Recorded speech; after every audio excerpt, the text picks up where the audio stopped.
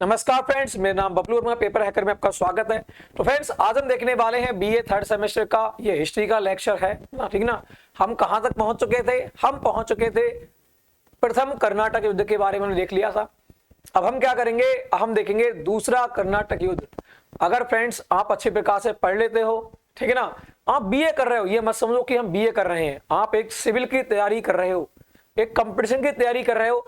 इस प्रकार से आप पढ़ोगे तो आपको अगले लाइफ में क्या होगा, फायदा देखने को मिलेगा यहां से, ठीक है ना।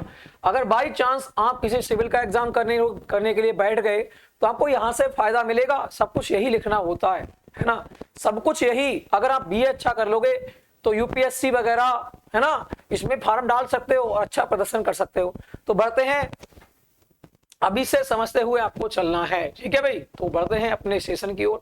तो आज हम देखेंगे द्वितीय कर्नाटक युद्ध के बारे में। किसके? आज हम यहां पर देखने वाले हैं द्वितीय कर्नाटक युद्ध के बारे में। किसके? द्वितीय कर्नाटक युद्ध के बारे में आज हम पढ़ने वाले। हमने प्रथम कर्नाटक युद्ध देखा था जो 4 वर्ष तक चलता है ना, इसके बारे में हम डिस्कस किया था। वैसे आपको देखने को मिलेगा 1746 से लेकर 1748 तक, है ना। 1746 से लेकर 1748 तक आपको देखने को मिलेगा। वैसे स्टार्ट कब से होता है? स्टार्ट तो 40 से ही स्टार्ट हो जाता है और 1748 तक आपको युद्ध ही युद्ध देखने को मिलते हैं। मगर आपको ध्यान रखना है, कभी पूछेगा तो आपको 1746, 1748, 1744, 1748 आपको ये देखने को मिल जाता है, ठीक है ना। चलो बढ़ते हैं अपने सेशन की ओर। तो आज हम देखेंगे द्वितीय कर्नाटक युद्ध। हमने देखा था कर्नाटक युद्ध किस किस के बीच हो रहे थे, ये फ्रांसिस और अंग्रेजों के बीच हो रहे थे। इसके बारे में हमने डिस्कस किया था, हमने पढ़ा भी था, है ना। आज हम दूसरे कर्नाटक युद्ध के बारे में एक्सप्लेन करेंगे, पढ़ेंगे। आपको धैर्य रख के समझना है और पढ़ना है, ठीक है ना। जीभ में थोड़ी सी प्रॉब्लम है, छाला वगैरह है, आप क्या करेंगे, ध्यान से देखते रहेंगे। कहीं बाई चांस कुछ प्रॉब्लम मिस्टेक हो जाए तो उसके बारे में पहले से माफी मांग रहा हूं। बढ़ते हैं भी, बात में प्रथम कर्नाटक युद्ध 4 वर्ष तक चला था, ये बात आपको ध्यान रखना है। हमने देखा था भाई, ध्यान रखना। वैसे आपको लिखना है तो 1744 से लेकर 1748 तक आपको ये देखने को मिलेगा। इतनी बात आपको ध्यान रखना है। तो प्रथम कर्नाटक युद्ध 4 वर्ष तक चला था। बात करते हैं, और यह आशा की जाती थी कि दोनों कंपनियां शांतिपूर्ण अपने व्यापार में व्यस्त हो जाएंगी। कि भाई कर्नाटक युद्ध समाप्त हो चुका है, अब दोनों कंपनियां क्या होंगी, अपना अपना व्यापार करेंगी अपने अपने क्षेत्र में, ठीक है ना, व्यस्त हो जाएंगी। लेकिन ऐसा नहीं हुआ। बात करते हैं, हमें कौन सी संधि मिली थी प्रथम कर्नाटक युद्ध के समय? तो आप कहोगे एक्सला सेपेस की संधि मिली थी। इसका एक्सला सेपेल की संधि, ये बहुत इंपॉर्टेंट संधि है, इसके बारे में आपको ध्यान रखना है। आपसे पूछ सकता है, जो प्रथम कर्नाटक ओंग युद्ध हुआ था, है ना, प्रथम कर्नाटक युद्ध हुआ था, उसमें कौन सी संधि देखने को मिली थी फ्रांस और इंग्लैंड के बीच? तो आपको वह देखने को मिली थी एक्सला सेपेल की संधि। किसकी? एक्सला सेपेल की संधि आपको यहां पर देखने को मिली थी, जो कब हुई थी? 1948 में देखने को मिली थी। कब मिली थी? सॉरी, 1748 में देखने को मिली थी। कौन सी? एक्सला सेपेल। प्रथम कर्नाटक युद्ध, फर्स्ट कर्नाटक युद्ध की हम यहां पर बात कर रहे हैं अभी, ठीक है ना। फर्स्ट कर्नाटक युद्ध में कौन संधि? एक्सला सेपेल की संधि हुई थी।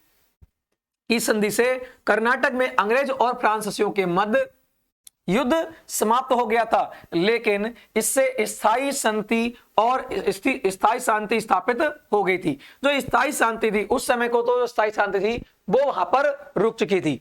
वही बात करें सरकार और दत्ता की बात करेंगे, लिखते हैं ये क्या लिखते हैं, दत्ता भाई क्या लिखते हैं, इनके बारे में देखेंगे तो कि युद्ध उनकी प्रतिस्पर्धा के नाटक का ये प्रथम अंक था। ये इन्होंने कहा है, किसने? दत्ता जी ने कहा है कि ये तो सिर्फ पहला अंक था, पहला पृष्ठ था। बात करेंगे, उसने केवल एक अंक को समाप्त किया है, दूसरा अंक 1 वर्ष के अंदर ही हुआ। दूसरा अंक मतलब एक पृष्ठ अभी समाप्त हुआ है, दूसरा पृष्ठ तो ओपन होने वाला है, जो अगले साल को ओपन हो जाता है, ठीक ना। बात करेंगे, यूरोप में इंग्लैंड और फ्रांस के मध्य शांति थी। इंग्लैंड और फ्रांस के मध्य, यूरोप देशों में तो शांति हुआ करती थी, ये तो बात सही थी, लेकिन कर्नाटक के दोनों कंपनियों के मध्य युद्ध आरंभ हो गया था। यूरोप में तो शांति स्थापित हो चुकी थी कि दोनों देशों के बीच ला सेपेल की संधि हो चुकी है ना, वहां तो भैया कुछ नहीं होगा। मगर बात करते हैं, भारत में तो ऐसी संधियां का कोई भी महत्व नहीं था। वहां पर भारत की बात करें, दोनों कंपनियों के बीच युद्धों का संघर्ष क्या था, जारी था। बात करते हैं आगे, इसका कारण क्या क्या था। सेकंड कर्नाटक युद्ध के क्या क्या कारण थे, इसके बारे में डिस्कस करेंगे। तो बात करेंगे द्वितीय कर्नाटक युद्ध के कारण निम्नलिखित थे। कौन कौन से कारण थे? पहला कारण आपको देखेंगे तो आपको दक्कन और कर्नाटक में फ्रांसीसी प्रतिष्ठा, दक्कन और कर्नाटक में फ्रांसीसी प्रतिष्ठा और शक्ति स्थापित हो गई थी, क्योंकि भाई फ्रांसीसियों ने अधिकार कर लिया था। फ्रांसीसियों ने अंग्रेजों के अड्डों पर अधिकार कर रखा था, मद्रास पर अधिकार कर लिया था, है ना, ये हमने पढ़ा था। तो बात करेंगे अंग्रेज इससे कैसे थे, इससे साशंकित थे, इससे साशंकित मतलब हम इनसे बदला लेंगे। तो बात करते हैं, दोनों देशों के मध्य यूरोप में शत्रुता थी, अतः दोनों कंपनियां एक दूसरे की शक्ति को नष्ट करना चाहती थी। एक कारण हो जाता है ये वाला। दूसरा कारण देखते हैं, दूसरा कारण क्या था। बात करेंगे दोनों पक्षों के पास बड़ी संख्या में यूरोपीय और स्थानीय सैनिक एकत्रित हो गए थे दोनों पक्षों के पास, क्योंकि दोनों पक्षों ने क्या बुला लिए थे, अपने अपनी कंट्रियों से, अपने अपने देशों से नौसेना को बुला लिया था। तो बहुत सारे सैनिक इकट्ठे हो गए थे। युद्ध समाप्त हो जाने के बाद दोनों कंपनियों के समक्ष यह समस्या थी कि इन सैनिकों को किस प्रकार से व्यस्त रखा जाए, क्योंकि जो सैनिक आए हैं यूरोप से, दोनों देशों के, फ्रांसीसी और अंग्रेज, इनको व्यस्त कैसे रखा जाए, इनको भैया जी खाने पीने को कहां से लाया जाए, यह बहुत ही बड़ी समस्या यहां पर उत्पन्न हो चुकी थी। अतः दोनों कंपनियों को स्थानीय विवादों के में भाग लेना आवश्यक हो गया था। दोनों कंपनियों को स्थानीय जो लोग होते हैं उनमें भाग लेना बहुत ही जरूरी हो चुका था, ठीक है ना। तो बात करेंगे, हो गया था, इससे वे उस पक्ष की सहायता करने को तैयार हो गए थे जिससे सैनिकों को व्यवसाय दे सके या फिर व्यस्त रखा जा सके। ये बात हो जाता है दूसरा कारण, क्योंकि अपने अपने देशों में बहुत सारे सैनिक आ चुके थे, उनका खाना पीना है, उनका रहना होना है, खर्चा है, सब कुछ कहां से करेंगे भाई, करेंगे तो देश से ही, है ना, अपने देश से ही, यहीं पर कमाएंगे, यहीं पर खाएंगे। तो उनको स्थानीय जो राजा वगैरह थे उनकी हस्तक्षेप लेना बहुत ही लाजमी हो चुका था। अब बात करते हैं आगे की ओर, और कारण क्या था, तीसरा कारण क्या था। इस समय कर्नाटक के नवाब जो अनवरुद्दीन था भूतपूर्व नवाब दोस्त अली के दामाद चांद साहब के मध्य संघर्ष प्रारंभ हो गया था। और आपको पता है ना, चांद साहब के बारे में पहले भी हमने देखा था, चांद साहब को क्या ले आते हैं, मराठा उठाकर ले आते हैं, मराठा लोग, है ना, इसके बारे में पहले डिस्कस हमने कर रखा है। अगर आप शुरू से पढ़ रहे हो तो बिल्कुल पता है। इस समय कर्नाटक के नवाब कौन थे, कर्नाटक का नवाब हुआ कर रहा था अनवरुद्दीन, इसके बारे में पहले पढ़ रखा हमने। बात करेंगे भूतपूर्व नवाब कौन था, इससे पहले का जो नवाब हुआ करता था कौन, दोस्त अली, जिसको मार दिया जाता है ना, जिसको मार दिया जाता है, इसके बारे में पहले पढ़ रखा है। भूतपूर्व मतलब पहले की बात कही, पहले कौन था, दोस्त अली, और कर्नाटक का वर्तमान में कौन था, आपको अनवरुद्दीन था। तो बात करेंगे कि दामाद कौन था, चांद साहब, जो मराठा उठाकर ले गए थे इसके लिए, कि मध्य संघर्ष प्रारंभ हो गया था। चांद साहब को नवाब बनाने के लिए डुप्ले ने प्रोत्साहित किया था। चांद साहब क्या करते, चांद साहब को नवाब डुप्ले क्या करता है, मराठों से पैसों में खरीदता है। इसको नवाब बनाने की रणनीति यहां पर देखने को मिलेगी बहुत बड़ी, किसकी, डुप्ले की। तो बात करेंगे ने लिए डुप्ले को प्रोत्साहित किया था। इसका कारण यह भी था कि प्रथम कर्नाटक युद्ध के समय इसका नवाब अनवरुद्दीन से झगड़ा हो गया था, क्योंकि आपको पता है प्रथम कर्नाटक युद्ध हुआ था, इसमें अनवरुद्दीन को कहा था कि आपको बंगाल का नवाब बना दिया जाएगा, है ना, मद्रास आपके हाथ में सौंप दिया जाएगा। मगर ऐसा डुप्ले नहीं करता है ना, ऐसा डुप्ले नहीं करना, डुप्ले की रणनीति अलग होती है। उसके बाद जो अनवरुद्दीन होता है, कर्नाटक का नवाब जो होता है, ये किसकी सहायता कर लेता है, अंग्रेजों की सहायता करता है। और डुप्ले और अनवरुद्दीन के बीच क्या हो जाती है, यदि 3 बार क्या हो जाती है, इन दोनों के बीच झगड़ा हो जाता है। तो इस वजह से जो डुप्ले होता है वो किसकी सहायता करना चाहता है, भाई चांद साहब को नवाब बनाना चाहता है कर्नाटक का, है ना, अनवरुद्दीन को मारकर या फिर कुछ भी कर हटाकर। तो इतनी बात आपको ध्यान रखना है। झगड़ा हो गया था और उसे भय था कि अगले युद्ध में अनवरुद्दीन अंग्रेजों की क्या करेगा, सहायता करेगा। भाई जब तूने झगड़ा कर लिया तो किसी ना किसी सहायता करेगा ही करेगा, है ना। तो यहां पर डुप्ले की सहायता ना करने के बजाय ये अंग्रेजों की सहायता करेगा, इसलिए यहां पर नवाब शाह को, चांद शाह को, किसको, चांद साहब को यहां पर डुप्ले क्या बनाना चाहता था, नवाब बनाना चाहता था। बात करेंगे अतः उसने चांद साहब को जो मराठों के कैद में था धन देकर छुड़ा लिया था, उसने चांद साहब को सहायता देकर नवाब बनाने का आश्वासन दिया था कि हम जो अनवरुद्दीन है वहां से उसको हटाकर आपको हम क्या बना देंगे, आपको कर्नाटक का नवाब बना दिया जाएगा। चांद साहब की बात कर रहे हैं। अब बात कर रहे हैं हमारा और कारण क्या था कर्नाटक युद्ध सेकंड वाले का। बात करते हैं इसी समय हैदराबाद में भी उत्तराधिकारी के लिए संघर्ष प्रारंभ हो गया था। जो हैदराबाद की जो रियासत थी उसमें भी क्या देखने को मिला, उत्तराधिकारी का युद्ध यहां पर भी प्रारंभ हो चुका था। बात करते हैं 1748 ईस्वी में निजामुल मुल्क की मृत्यु हो गई थी। निजामुल मुल्क जो था हैदराबाद का, उसकी क्या हो गई थी, मृत्यु हो चुकी थी। बात करते हैं गद्दी के दो दावेदार हो चुके थे कि जैसे ही निजामुल मुल्क की हैदराबाद में मृत्यु होती है उसके बाद गद्दी पे को आपको पता है भाई जब गद्दी खाली होगी तो कोई ना कोई तो झगड़े करेंगे। तो यहां पर दो लोग क्या रहे, इसके भागीदारी यहां पर मतलब दो लोगों में क्या मिलेगी, दावेदारी देखने को मिलती है। निजाम का जो पुत्र हुआ करता था वो हुआ करता था नासिरगंज। कौन, नासिर जंग। ध्यान रखना, निजाम और नासिर जंग, ठीक ना, दोनों याद रहेंगे। निजाम का बेटा कौन, नासिर जंग। तो बात करेंगे नासिर जंग और निजाम की पुत्री का पुत्र, किसका, निजाम की पुत्री। अब ये निजाम जो था ये तो निजाम का बेटा हो गया, कौन, नासिर जंग, मगर निजाम की पुत्री हुआ करती थी जिसका निजाम की पुत्री का पुत्र हुआ करता था जिसका नाम क्या था, मुजफ्फर जंग। किसका नाम क्या था, मुजफ्फर जंग। नाम ऐसे याद करेंगे, नासे निजाम का बेटा नासिर जंग और उसकी पुत्री का बेटा जो बचेगा वो कौन बचेगा, वो बचेगा मुजफ्फर जंग।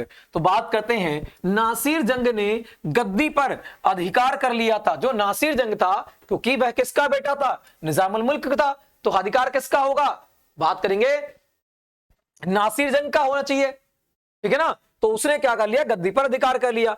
ऐसी स्थिति में मुजफ्फर जंग जो था वो मराठों की सहायता प्राप्त करने के लिए पूना चला गया। पूना कहां पड़ता है, महाराष्ट्र में। बात करेंगे यहां उसकी भेंट चांद साहब से हुई। जो चांद साहब वहां का था उससे क्या होती है, इसकी भेंट होती है। बात करते हैं दोनों ने फ्रांस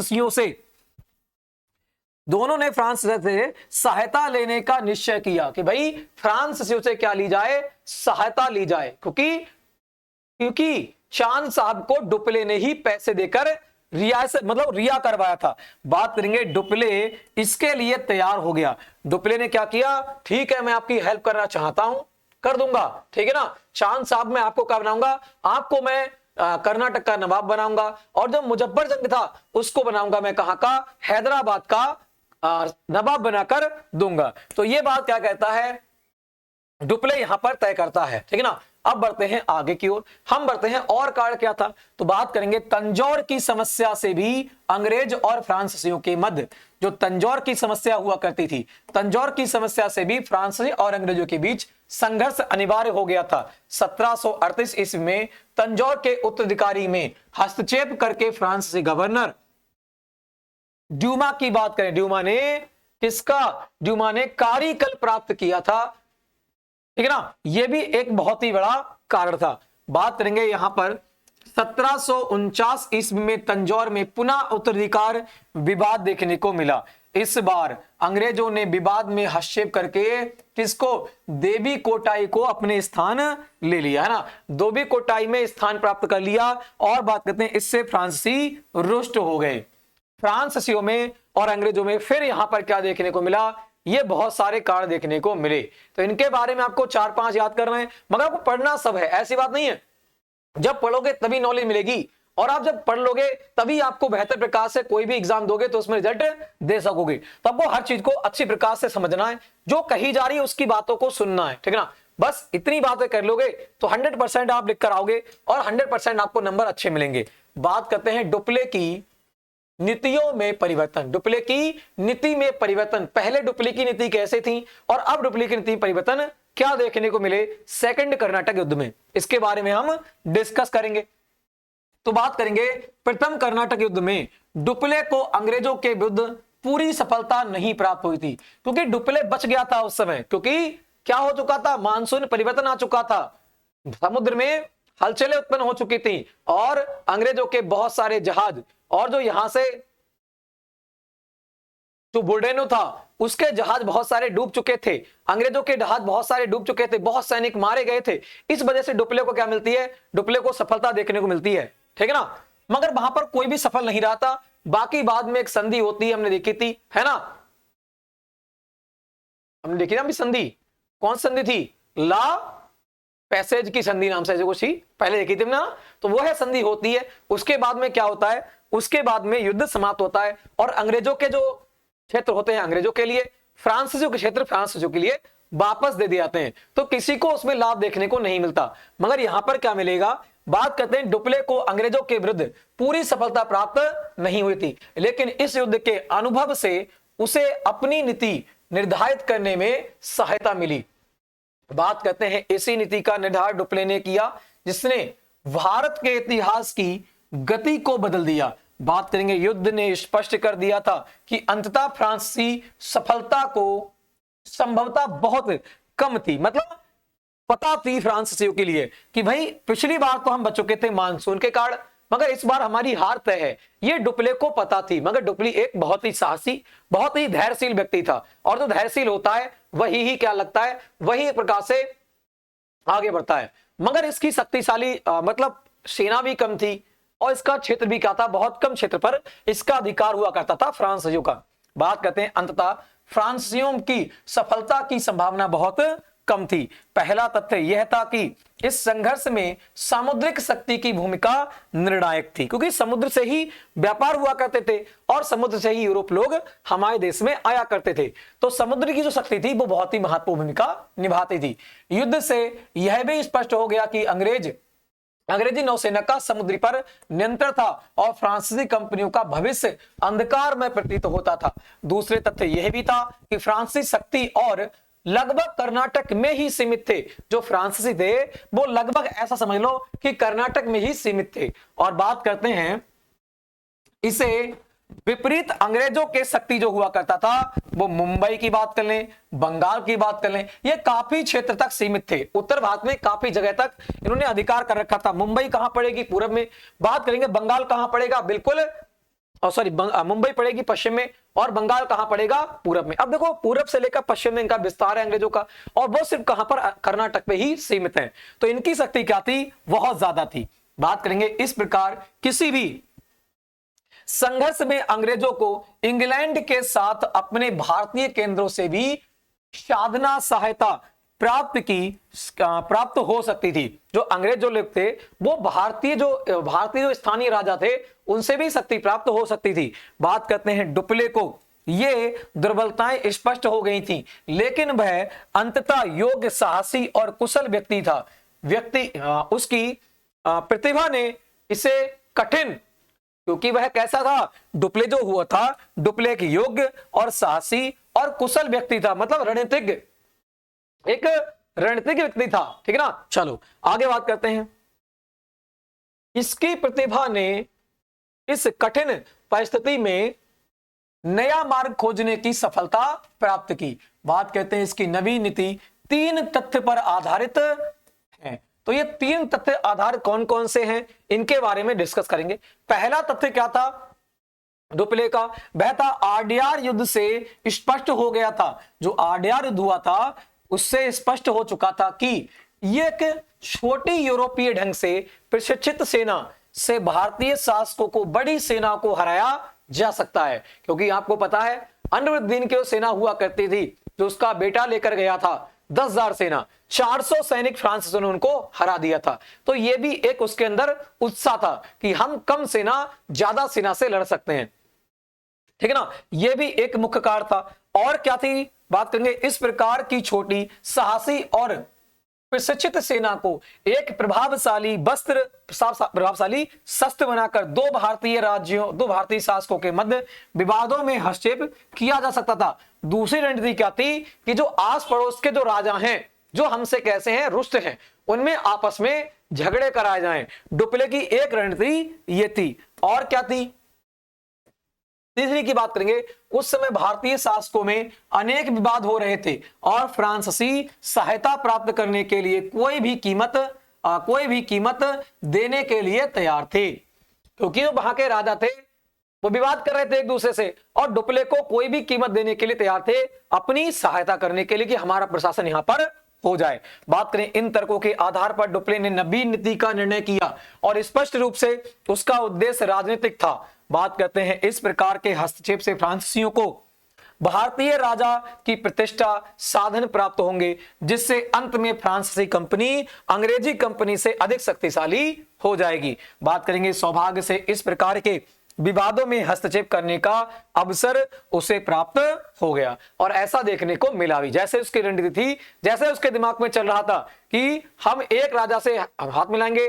दूसरे राजा की मृत्यु कर देंगे, और वहां का शासन हमारा, वहां का राजा हमारा, और वहां की सेना भी हमारी हेल्प करेगी। तो ये डुप्ले की क्या थी? रणनीति थी। अब बढ़ते हैं आगे की ओर। अब देखेंगे डुप्ले के हस्तक्षेप, है ना। सेकंड वर्ल्ड वॉर में, सेकंड कर्नाटक युद्ध में डुप्ले के हस्तक्षेपों के बारे में यहां पर डिस्कस करेंगे। तो बात करेंगे डुप्ले को मार्च 1948 ईस्वी में ज्ञात हुआ कि मराठा की 7 वर्षों के बाद चांद साहब को पुनः मुक्त किया गया था, क्योंकि चांद साहब को मुक्त करके कौन लेकर आया था? आप कहोगे यही डुप्ले ही लेकर आया था। बात करेंगे, और चांद साहब को कर्नाटक का नवाब बनाने का प्रयास कर रहा था। मैंने बताया ना, चांद साहब को कर्नाटक का नवाब बनाना था। ये उससे कहा था कि हम तुम्हें कर्नाटक का नवाब बनाएंगे। बात करेंगे इसी प्रकार 1748 ईस्वी में दक्षिण में मुख्य सूबेदार निजामुल मुल्क की मृत्यु हुई। निजामुल मुल्क की मृत्यु होने पर उसके पुत्र मुजफ्फर जंग, कौन था? मुजफ्फर जंग ने, नहीं निजामुल मुल्क होगा, उसकी पुत्री का पुत्र था। कौन था? उसकी निजामुल मुल्क की पुत्री का पुत्र कौन था? वो था मुजफ्फर जंग ने निजाम पद के लिए दावा किया कि हम निजाम के होंगे, जो निजाम जो मरा है, जो हैदराबाद का निजाम जो है, इसके पद पे हम नियुक्त होने चाहिए, उसका बेटा नहीं होना चाहिए। जो निजामुन, जो कौन? निजामुल मुल्क की मृत्यु होने पर उसके पुत्र, उसके पुत्री के पुत्र, मतलब पुत्री का पुत्र, पुत्र माने पुत्री का पुत्र कौन था? मुजफ्फर जंग ने निजाम पद के लिए दावा कर दिया।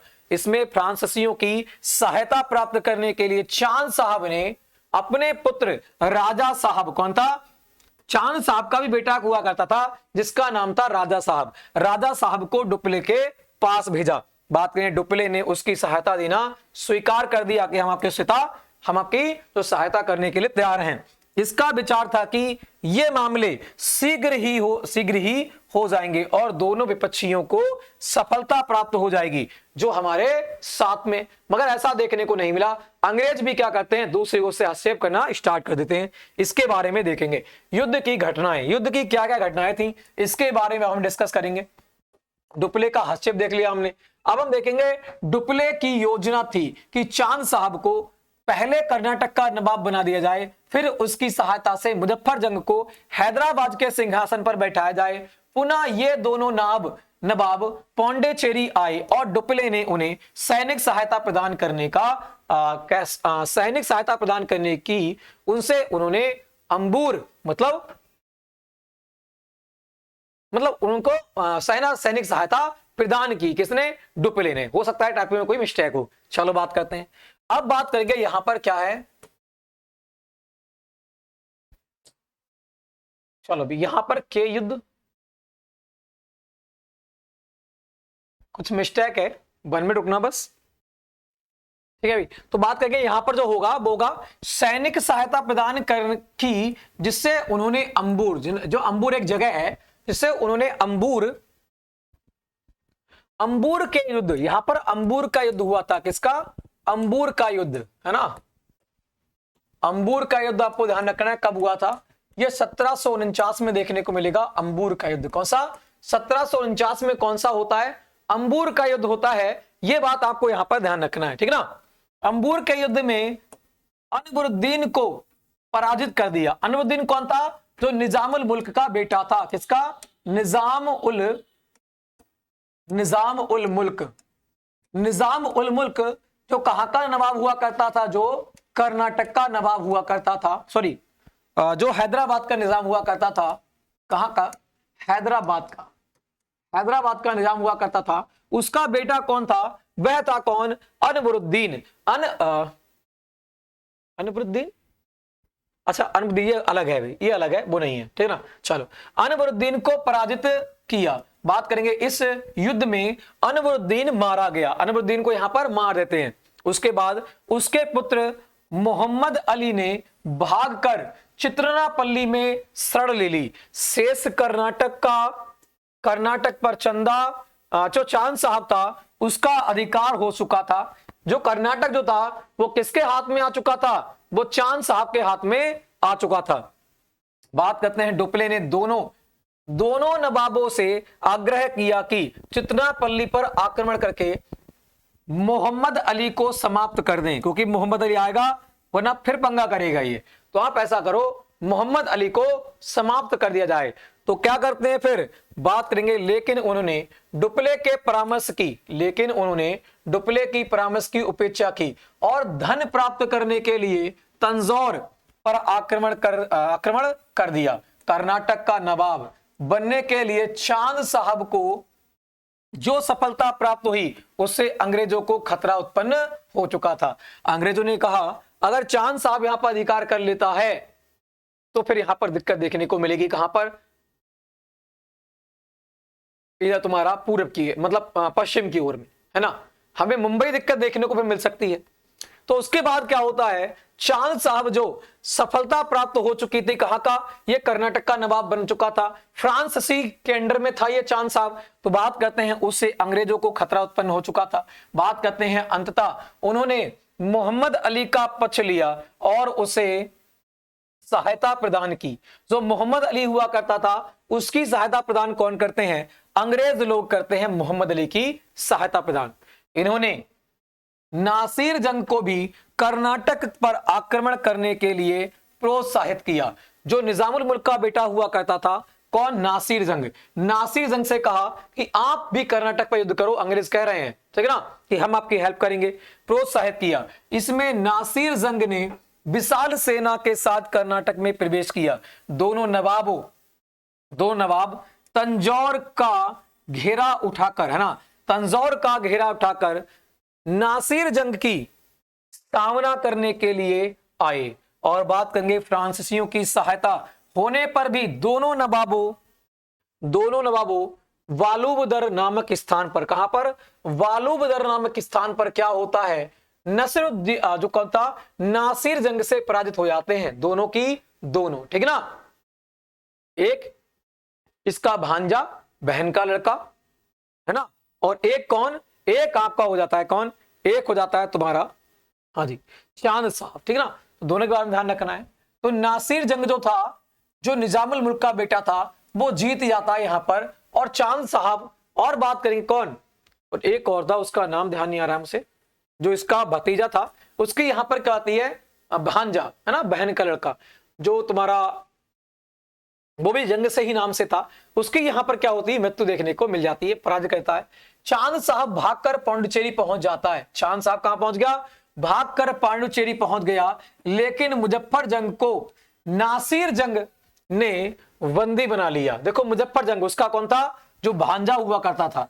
मुजफ्फर जंग को क्या कर लिया? नासिर जंग ने बंदी बना लिया। डुप्ले इससे निरुत्साहित नहीं हुआ, मतलब डुप्ले जो था इससे निरुत्साहित नहीं हुआ। उसने इस प्रकार के सैनिक और कूटनीति उपाय किए कि नासिर जंग ने चांद साहब को कर्नाटक का नवाब स्वीकार कर लिया। किसने?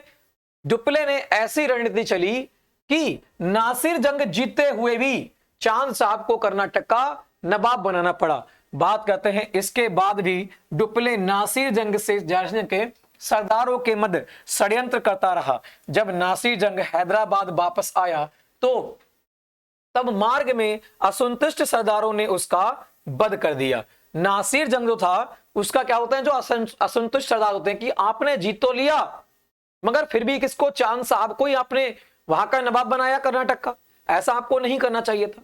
तो उसके जो विरोधी होते हैं वो क्या करते हैं, यहां पर मृत्यु कर देते हैं। किसकी? नासिर जंग की, रास्ते में हैदराबाद लौटते हुए। बात करेंगे सरदारों ने उसका वध कर दिया और मुजफ्फरजंग को निजाम घोषित कर दिया। किसको? जो मुजफ्फरनगर उसका जो भांजा हुआ करता था उसको निजाम घोषित कर दिया गया। उसने डुप्ले को धन, उपहार और व्यापार क्षेत्र प्रदान किए।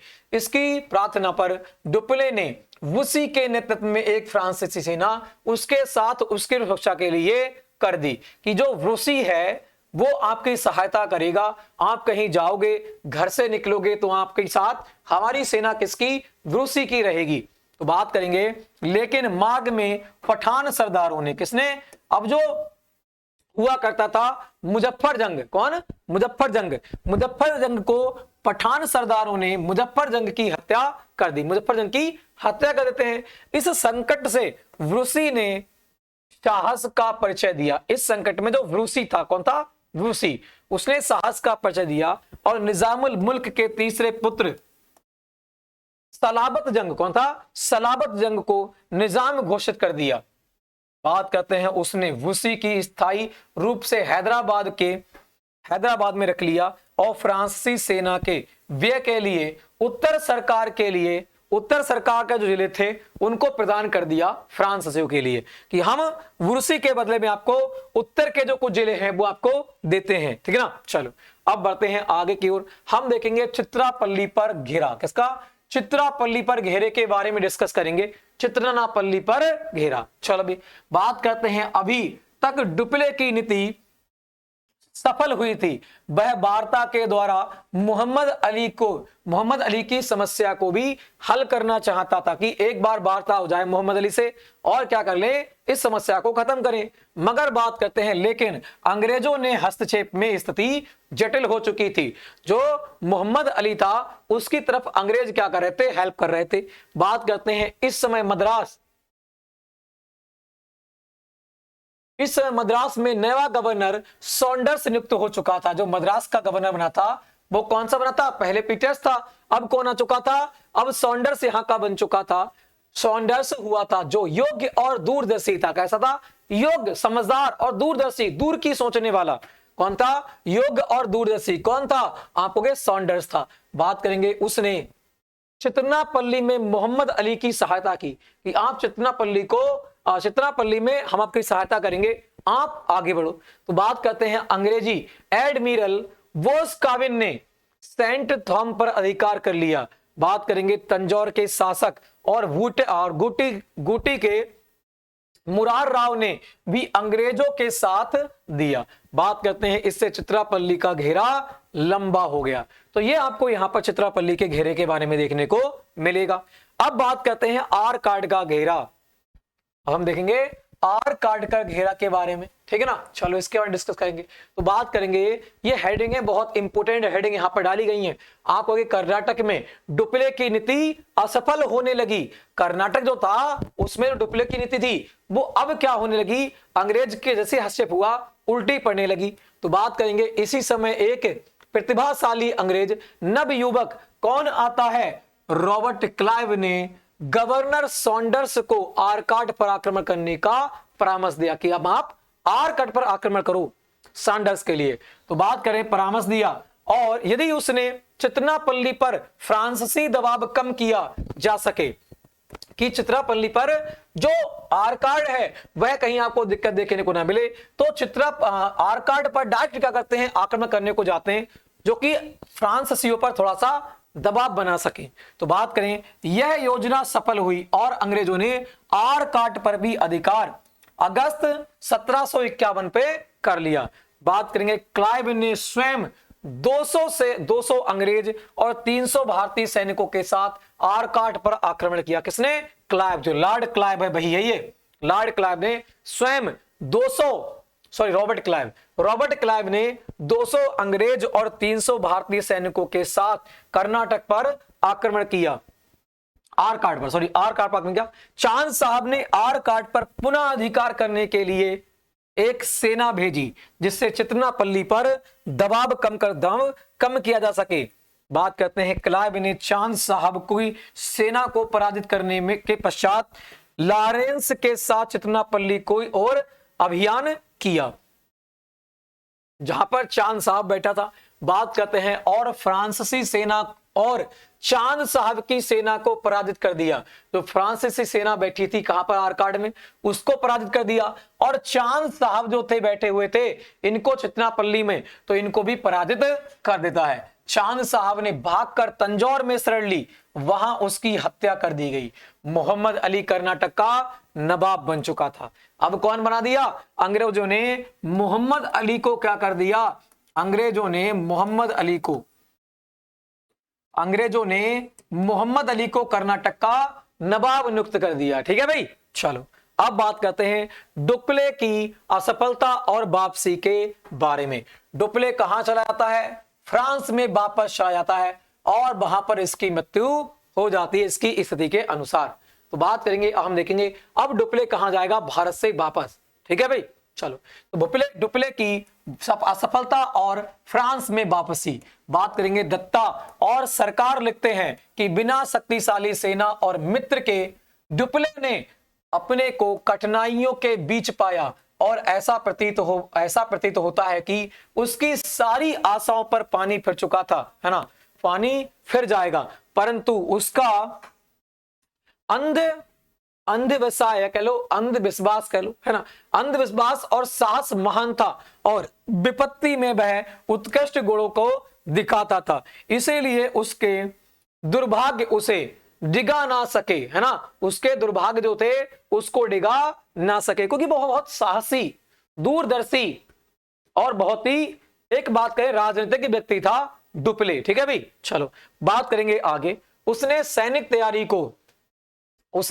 तैयारी को स्वयं का सलावतगंज, कौन सा? उसने सैनिक तैयारी की और स्वयं को सलावत जंग जो था से कर्नाटक का नवाब नियुक्त कराया कि मुझे क्या बना दो, कर्नाटक का क्या बना दिया जाए, नवाब बना दिया जाए। तो कौन? जो सलावत जंग हुआ करता था, जो निजामुल मुल्क की पुत्री का बेटा था, उसने क्या किया, डुप्ले ने किया कि मुझे आप क्या बना दो, कर्नाटक का नवाब बना दो। तो बात करते हैं दोस्त अली को परिवार में, बात करेंगे मूर्ता अली को अपना बयान नियुक्त किया गया। ठीक है ना, नायब जो था वो किसको नियुक्त किया? मुर्ताज अली को इसका नायब नियुक्त किया गया। बात करते हैं तुम्हारी कूटनीति चातुर्य से उसने मैसूर में नंदराज और कौन सा गुट्टी के, नंदराज और गुट्टी जो हुआ करता था कहां पर? मैसूर के जो राजा हुआ करते थे। बात करते हैं मुरार राव को मोहम्मद अली से पृथक कर दिया और तंजौर को तटस्थ कर दिया। उसने चितनापल्ली के घेरे के लिए नवीन सेना भेजी, लेकिन भाग्य उसका विपरीत था और उसे प्रयत्नों के बाद भी सफलता की आशा धूमिल होती गई, मतलब वो भी सेना उसकी हार गई। तो बात करते हैं उसने अंग्रेजों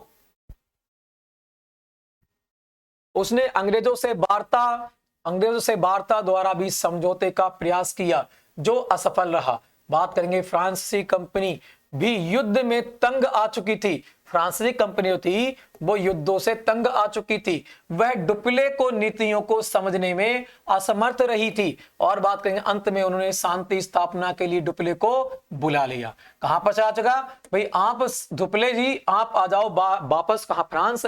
आप लोग वहां पर अशांति फैलाते रहोगे, तो डुप्ले को क्या लेते हैं? फ्रांस में वापस बढ़ते हैं। उसके स्थान पर किसको? गोंडेऊ को भारत भेजा गया कि आप लोग गोंडेऊ था इसका नाम। तो ये कहता है भारत चलाता है, डुप्ले के स्थान पर गोंडेऊ क्या जाता है? भारत फ्रांस से का गवर्नर बनके जाता है। अब बात करेंगे पांडुचेरी की संधि। सेकंड कर्नाटक में क्या मिलेगी? हमें मिलेगी पांडुचेरी की संधि। कौन सी? सेकंड कर्नाटक में कौन संधि मिलेगी? आप कहोगे पांडुचेरी की संधि। पहले में कौन सी मिली थी? एक्सला सेपेल की संधि। कौन सी? एक्सला सेपेल की संधि। एक्सला सेपेल पहला कर्नाटक जो था उसमें कौन सी संधि हुई थी? एक्सला सेपेल की संधि। अब बात करेंगे दूसरे कर्नाटक युद्ध में कौन सी मिलेगी? पांडुचेरी की संधि देखने को मिलेगी। तो बात करते हैं गोंडेऊ ने आते ही, है ना, गोंडेऊ ने आते ही अंग्रेजों से संधि वार्ता आरंभ कर दी। 1755 ईस्वी में दोनों पक्षों के मध्य पांडुचेरी की संधि हुई। किसकी? पांडुचेरी की संधि हो गई। इस संधि की मुख्य धाराएं निम्नलिखित थी। कौन कौन सी धाराएं यहां पर रखी गई थी, कौन कौन से यहां पर नियम रखे गए थे कि आपको कौन सा दिया जाएगा, कौन हमारे हाथों में चला जाएगा। तो बात करेंगे दोनों कंपनियों ने मुगल उपाधियों को त्यागने, जो मुगलों की जो उपाधियां थी उनको त्यागने, और बात करेंगे देसी राजाओं में विवाद में हस्तक्षेप ना करने। जो देसी राजाओं हैं वो कुछ भी करेंगे मगर हम हस्तक्षेप नहीं करेंगे, उनके हस्तक्षेप ना करने, और दोनों कंपनियों के एक दूसरे के प्रदेशों को लौटा दिया। ऐसी बातें यहां पर कही गई। बात करते हैं मसूलीपट्टनम पर फ्रांसीसियों का अधिकार अमान्य किया गया कि आपका मसूलीपट्टनम पर अधिकार नहीं होगा। बात करते हैं भारतीय सरकारों में अंग्रेजों को एक प्रदेश दिया गया। चलो अभी आगे बात करेंगे और क्या था। बात करेंगे हैदराबाद से वूसी की स्थिति को मान्यता प्रदान की गई कि हैदराबाद में वूसी की स्थिति स्थित रहेगी, और अंग्रेजों ने सलातगंज को निजाम स्वीकार कर लिया कि आप क्या बनोगे, आप हैदराबाद के निजाम, और निजाम कौन बनेगा, सलाबतगंज कौन बनेगा, हैदराबाद का निजाम बनेगा, ये अंग्रेजों ने कहा।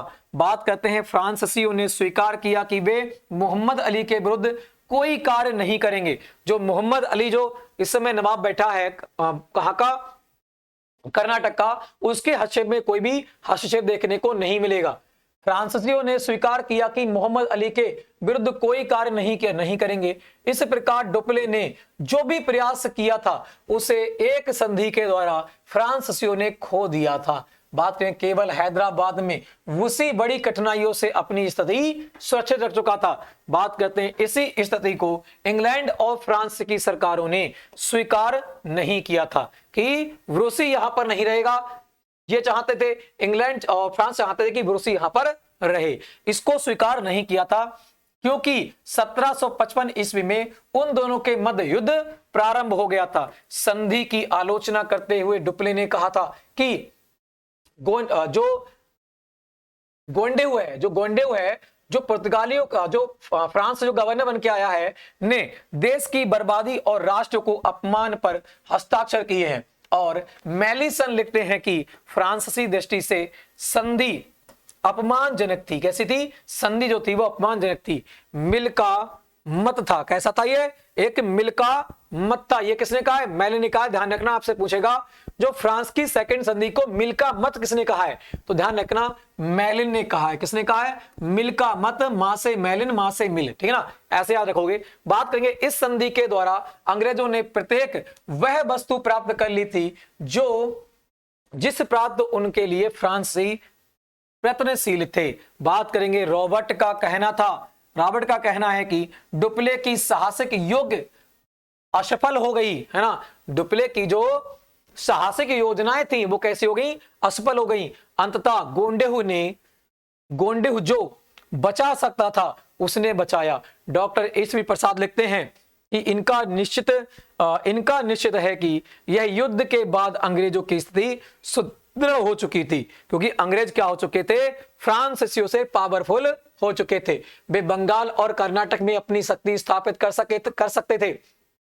सके, बंगाल में अपनी शक्ति स्थापित कर सके। और इस प्रकार संधि के बारे में विद्वानों के पक्ष और विपक्षों में अपने अपने मत देखने को मिलते हैं, लेकिन अंग्रेजी कंपनियों के कुछ निश्चित लाभ प्राप्त हो गए थे। अतः बात करें इस स्थल पर उनकी सेना की श्रेष्ठता सिद्ध हो गई थी और उनका समर्पित प्रत्याशित मोहम्मद अली आरकाड का नवाब बन चुका था। और बात करेंगे फ्रांसीसी कंपनी का प्रभार हैदराबाद में स्थित था।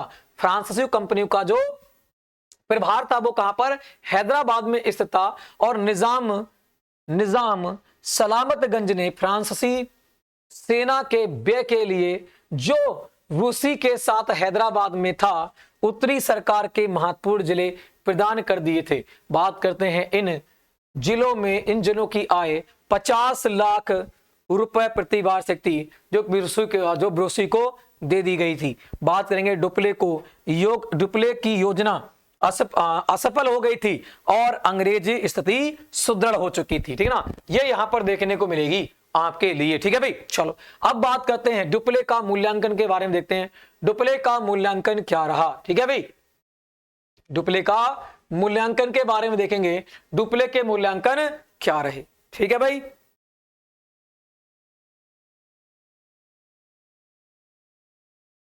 अब हम क्या देखेंगे, अब हम देखने वाले हैं डुप्ले के मूल्यांकनों के बारे में, ठीक है ना। थोड़ा सा और रहेगा, इसको डिस्कस कर लेते हैं। तो बात करते हैं, फ्रांस में कंपनी के संचालन डुप्ले की युद्ध नीति से तंग आ चुके थे। जो फ्रांसीसी कंपनी के लोग थे वो डुप्ले की जो युद्ध नीति थी उससे तंग आ चुके थे। फ्रांसीसी लोग खुद करना चाहते थे कि युद्धों को बंद किया जाए। वे बार बार डुप्ले को युद्ध बंद करने का आदेश दे रहे थे। दूसरी ओर अंग्रेज यूरोप में प्रचार कर रहे थे और संधि की मांग में डुप्ले ही सबसे बड़ी बाधा थी कि पहले ही संधि हो जाती तो ये इतनी बड़ी आपको दिक्कत देखने को नहीं मिलती। अतः फ्रांसीसी कंपनी के संचालकों ने डुप्ले को वापस बुला लिया कि डुप्ले भाई अब तुम बाहर मत रहो, कहां जाओ, वापस यूरोप में आ जाओ। यूरोप में इंग्लैंड और फ्रांस के मध्य शांति थी, लेकिन उनकी कंपनियों ने कर्मचारियों कर्नाटक के युद्ध कर रहे थे। इस स्थिति का विरोध इंग्लैंड और फ्रांस में हो रहा था। बात करते हैं, दुर्भाग्य से फ्रांसीसी कंपनियों ने संचालकों ने डुप्ले की नीति और उसकी समस्याओं को कभी समझने का प्रयास ही नहीं किया था। बात करते हैं, फ्रांस लौटने पर डुप्ले की दुर्दशा हो गई, क्योंकि यहां पर बहुत सारी हानि हो चुकी थी, है ना, फ्रांस की कंपनी के लिए। बात करते हैं, उसे आर्थिक संकटों का सामना करना पड़ा था यूरोप में। और बात करते हैं, उसने कर्नाटक युद्ध पर अपना जो व्यक्तित्व धन व्यय किया था, संचालकों ने उसे देना अस्वीकार कर दिया। मतलब जो संचालक हुआ करते थे, कंपनी के जो संचालक थे, उन्होंने उसे मना कर दी थी। इसलिए उसकी यूरोप में जो स्थिति थी वो गंभीर हो चुकी थी। इस दरिद्रतापूर्ण जीवन में ही उसकी मृत्यु हो गई। और बात करते हैं 1763 ईस्वी में क्या होती है, इसकी मृत्यु हो जाती है। लेकिन इतिहास में उसका नाम अमर है अभी, जो हम इस समय पढ़ रहे हैं। बात करते हैं आगे, इसमें संदेह नहीं है कि डुप्ले योग्य, प्रतिभाशाली और देशभक्ति था, क्योंकि भाई देश के लिए इसने कुछ भी किया था। मतलब उसका नाम नीचे गिरना नहीं चाहता था। वह चंद्रनगर में गवर्नर भी रह चुका था। कहां पर, चंद्रनगर का वह गवर्नर भी रह चुका था। और भारतीय परिस्थितियों के बारे में उसने पर्याप्त अनुभव प्राप्त था। और बात करते हैं, वह आशावादी और गंभीर संकट से के साथ भी वह साहस नहीं खोता था। अगर कितनी भी गंभीर संकट क्यों ना जाए, वह अपना साहस नहीं खोता था। बात करते हैं, उसमें राजनीतिक और समस्याओं को समझने की क्षमता थी। और ठीक है ना, और कूटनीतिक मामले में भी उसने विलक्षण सफलताएं प्राप्त की थी। योग्यता, कर्मठ, स्पष्ट उद्देश्य देते हुए भी जो डुप्ले था वो भारत में साम्राज्य स्थापित ना कर सका। उसकी असफलता के लिए मुख्य कारण थे। अब आपसे पूछेगा कि डुप्ले की असफलता के कारण कौन कौन से, उनके बारे में आपको बताओ, तो आपको बताना पड़ेगा। तो वह अब कारण हम देखेंगे कौन कौन से कारण थे, ठीक है ना। चलो, सेकंड कर्नाटक युद्ध में डुप्ले की असफलता के कारण, ये हमारी हेडिंग आएगी, उनकी असफलता के मुख्य कारण रहे थे सेकंड कर्नाटक युद्ध के। तो डुप्ले के असफलता कारण देखेंगे, धन की कमी। बात करते हैं, डॉडवेल का कहना है, डॉडवेल लिखते हैं कि डुप्ले की योजना का आधार शीघ्र सफलता प्राप्त करना था। उसे विश्वास था कि वह चांद साहब और मुजफ्फर जंग की शीघ्रता से उनके पदों पर बिठा सकेगा। अंततः उसे कंपनी को अपनी योजनाओं को नहीं बताया। बात करते हैं, धन की कमी के कारण 1751 के बाद उसकी सेनाएं पराजित होने लगी, क्योंकि धन की कमी थी, है ना। सेना इतनी, वो स्थानीय सेना वो इकट्ठी नहीं कर सका था। एक बात, इसकी धन की कमी हो जाती है इसकी हारने का कारण। दूसरा क्या था, अत्यधिक आत्मविश्वास, उसे ज्यादा से ज्यादा विश्वास था अपनी सेना पर। बात करते हैं, डॉडवेल के अनुसार उनकी असफलता का दूसरा कारण उसका अत्यधिक आत्मविश्वास था। वह चांद साहब और मुजफ्फर जंग को सहायता देना पूर्ण रूप से न्याय उचित समझता था। जो उसे यह भी विश्वास था कि अंग्रेज उसका विरोध नहीं करेंगे, लेकिन उसने यह नहीं सोचा था कि अंग्रेज अपने व्यापार पर किसी प्रकार की आघात नहीं पहुंचने देंगे। एक कारण यह भी था उसकी हार का। आगे बात करें, और क्या था, कंपनी और फ्रांस का समर्थन ना होना, क्योंकि कंपनी और फ्रांस के जो कंपनी के लोग थे वो उससे वैसे गए थे युद्ध मत करो भाई, और जो फ्रांस की लोग वहां पर शांति थी, मगर यहां पर अशांति फैली थी, तो सरकार भी नहीं कह रही थी कि आप लोग वहां पर हस्तक्षेप करें, तो इसलिए कंपनी और फ्रांस का समर्थन भी नहीं था। फ्रांस स्थित अधिकारी डुप्ले की योजनाओं को ना तो समझ सके और ना ही पर्याप्त समर्थन कर सके, लेकिन उसके साथ यह भी कहा जा सकता है कि डुप्ले ने अपनी योजनाओं को उन अधिकारियों को समझाने की चेष्टा नहीं की, अतः उनके विरोध के लिए डुप्ले ही उत्तराधिकारी था। बात करते हैं इस महत्वपूर्ण तथ्य यह भी था कि फ्रांस की रुचि इस समय अमेरिका के केंद्रित थी, और बात करते हैं और भारत की ओर उसका ध्यान नहीं था। पहली बात ये भी थी, ठीक है ना। चलो और बात करते हैं सैनिक दुर्बलता के बारे में बात करेंगे, फिर तृतीय कर्नाटक युद्ध नीचे देखने को मिलेगा। बात करते हैं सैनिक दुर्बलता। सैनिक दुर्बलता क्या थी, यह भी कहा गया कि रूसी को छोड़कर उसने सेनापति अयोग्य थे, सिर्फ रूसी ही एक सेनापति था जो योग्य था, बाकी सारे सेनापति कैसे थे, अयोग्य थे। बात करते हैं और वे उसकी योजना को सफलतापूर्वक क्रियान्वित नहीं कर सके। बात करते हैं यह भी कहा गया कि डुप्ले ने बहुत अधिक के लिए अत्यंत प्रयत्न किया, उसकी सेना को कर्नाटक और दक्कन की क्षेत्रों में बांट दिया गया, जिससे उसे सफलता नहीं मिल सकी। एक बात यह भी हो जाती है, अंग्रेजों की रणनीति यहां पर बहुत बड़ी देखने को मिलती है। तो ये हमने देखा कर्नाटक सेकंड युद्ध हमने यहां पर डिस्कस आपके साथ किया, ठीक है ना। तो एक में आपको क्या मिलेगी, पोंडुचेरी की संधि आपको देखने को मिलेगी यहां पर, और पहले में कौन सी मिली थी, पहले में जो आपको संधि मिली थी वह कौन सी संधि थी, ध्यान रखना एक्स-ला सेपेल की संधि वहां पर देखने को मिलेगी, ठीक है ना। तो दोनों संधियों के बारे में ध्यान रखना है, दोनों की डेटें आपको याद रखना है, दोनों की डेटें भी आपको याद करना है। दूसरा कर्नाटक युद्ध देखा था, कब हुआ था, तो आपको ये होता है 1 वर्ष के बाद, मतलब 1759 से लेकर 1764 तक आपका युद्ध देखने को मिलता है। ये 5 वर्षों तक युद्ध चलता है, कितने, 5 वर्षों तक युद्ध चलता है। तो यहां पर हमने सेकंड कर्नाटक युद्ध के बारे में डिस्कस किया। अगली वीडियो में क्या देखेंगे, अगली वीडियो में हम देखने वाले हैं कर्नाटक का थर्ड युद्ध, कौन सा, ये सेकंड है, और अगली वीडियो में क्या डिस्कस करेंगे, अगली वीडियो में डिस्कस करेंगे कर्नाटक का थर्ड युद्ध। अगर आप अच्छे प्रकार से पढ़ लोगे तो बहुत ही बेहतर रहोगे, ठीक ना। चलो फ्रेंड्स यहीं पर वीडियो को रोकते हैं। अगर वीडियो अच्छे लगे तो लाइक करना, शेयर करना, चैनल को सब्सक्राइब कर देना, बेल आइकन को प्रेस कर देना। तो फ्रेंड्स जय हिंद, जय भारत।